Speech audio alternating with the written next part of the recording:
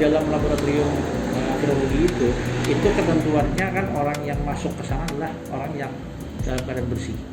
Jadi kita sudah masuk ke sana, kalau masuk dalam laboratorium itu semua dalam keadaan bersih dan dengan APD yang sudah maksimal.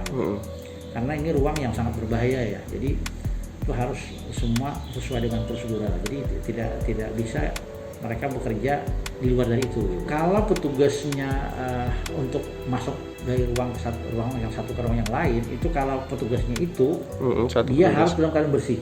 Dalam keadaan bersih dalam artian dia harus mengikuti prosedural. Kalau harus mandi dia harus mandi.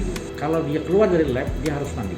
Karena dikhawatirkan ini untuk kehati-hatian di pakaian APD yang dia gunakan itu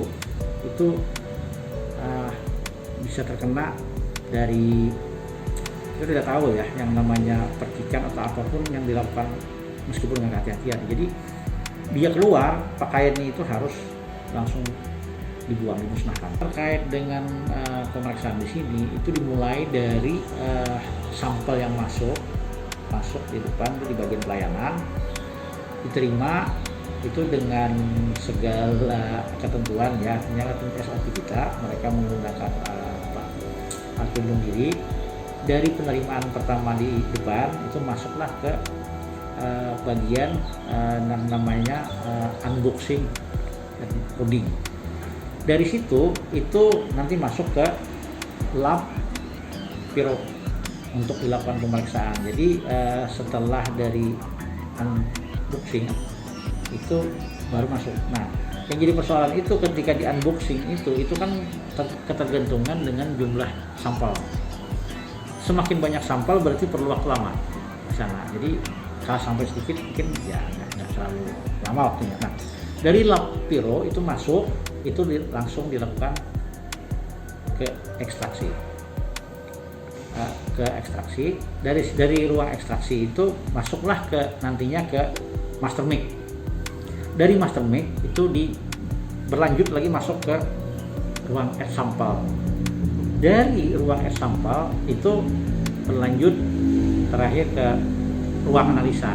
Disinilah nanti akan mendapatkan hasilnya. Nah, dari ruang analisa itu yang paling terakhir adalah pelaporan. Jadi nanti keluar dalam bentuk laporan. Nah, waktu yang dibutuhkan mulai dari tadi yang unboxing itu masuk ke lab Piro, karena kita nggak ngitung waktu di unboxingnya.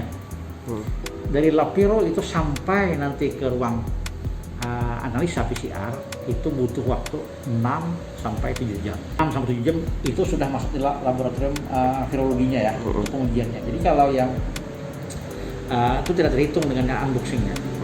Jadi saya kira itu 6 sampai 7 jam itu tergantung, karena tadi kan sesuai dengan kemampuan kita itu kan di kisaran di 32 spesimen untuk sekali jalan.